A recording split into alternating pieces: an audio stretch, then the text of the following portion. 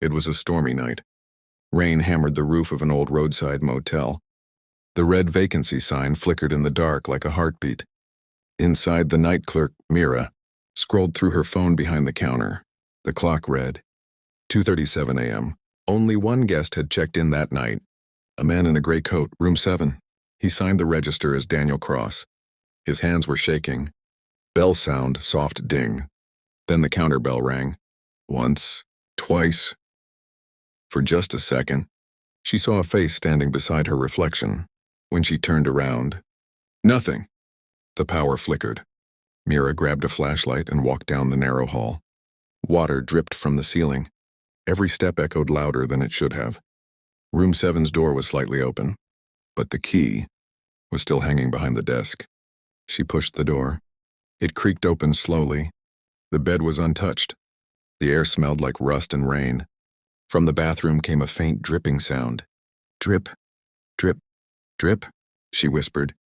Mr. Cross, are you okay? No answer. She opened the door and froze. The bathtub was full, but the water wasn't clear. It was red. Floating on top was a name tag. It said Mira. Phone static SFX. Panicking, she ran back to the front desk. She picked up the landline and dialed the police. The line clicked. A calm voice answered. Mira, you shouldn't be there. Her heart dropped. Who is this? The voice replied, You know who it is. I told you to leave. Before I came back. It was her own voice. The line went dead. Thunder and lights flicker. Suddenly the hallway creaked.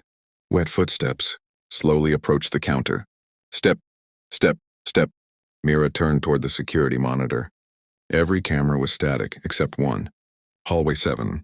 On the screen, she saw herself standing behind the counter, and behind her stood a tall figure wearing a gray coat. She spun around. No one. But on the screen, the figure leaned closer and whispered something in her ear. The screen went black. Morning ambience, silence. The next morning, police arrived. The motel door was unlocked. The desk was empty. A phone receiver hung loosely, still swinging. Room 7's bathtub was filled with clear water. No blood, no name tag. Only a gray coat floating in the middle. The officer picked up the guest logbook. The last entry read, Room 7, Mira Cross, checked in 11:46 p.m. Storm returns, eerie fade in. 3 days later, the motel reopened. At 2:37 a.m., the bell rang again. The new clerk looked up. A soaked woman in a gray coat stood at the door. She smiled faintly and said, Hi, I'd like a room. Name's Mira. Long pause, thunder, fade out. The last visitor.